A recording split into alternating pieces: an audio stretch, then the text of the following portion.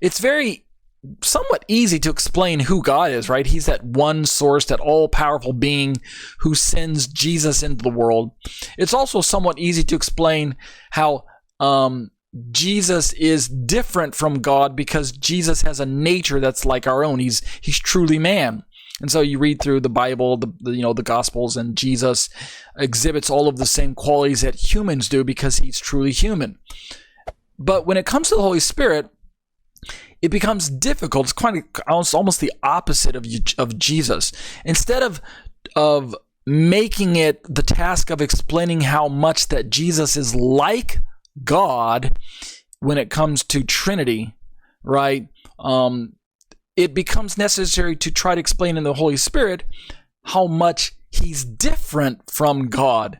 Indeed, as we're going to learn, most Unitarian models and rabbinic versions of the Holy Spirit simply conflate the Holy Spirit with God. Therefore, in their mind, there's only one Spirit. God is a Spirit, and the Holy Spirit is a Spirit, and thus it's the one Spirit.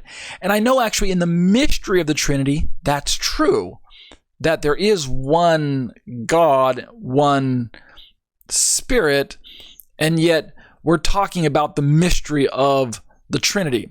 So it becomes the task of us Trinitarians to explain how the Holy Spirit is different than God, whereas with Yeshua, we have to explain how he's similar to God, right? Okay, so let's follow along. I say in my commentary, as we've learned in part 1 of this Shema study, one of the preferred methods of explaining this perceived logical inconsistency is to appeal to the mysterious nature of a complex singular God with separate components known as persons, right? Even though this word persons doesn't show up in the Bible, many opponents of Trinity are fond of letting us know that the word Trinity doesn't show up in the Bible, etc., etc. One particular author, I don't know how to pronounce his name correctly, but he writes for this particular theological study that is just abbreviated HTS. He carefully notes how the early Christian church confessed these Trinitarian truths in creeds and confessions, even if they didn't fully articulate their attempts at, quote, unveiling divine truth in a rationalistic manner, end quote. So they didn't quite know how to explain the things that they were affirming all the time. They came up with formulas that simply helped your average layman to memorize and to repeat for his opponents, and indeed help him to affirm in his own prayers. And back in the early days, it isn't treated so much this way now, but back in early Christianity, reciting the creeds was actually a form of worship itself.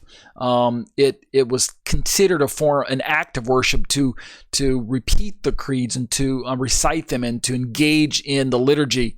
It was more. It's still retained this way in most forms of Catholic Christianity and Lutheran forms of Christianity. Obviously, Orthodox forms, Greek Orthodox, and those types of Christian denominations place a higher emphasis on liturgy than maybe, say, Protestant forms, evangelical forms, things like that. But let's continue to look at this. There's a quote here to kind of explain what I mean about the importance of creeds and explaining using creedal formulas when your mind can't always comprehend what's going on. The quote is, "True dogmatic reflection is aimed at expressing the mystery of God in the realm of human thinking, but without trying to unveil divine truth in a rationalistic manner. The dogma of the Trinity, and with it the dogma of the Holy Spirit, is an interpretation of who God is, expressed in rational words. It is not, however, a case of logical reasoning, but of confession."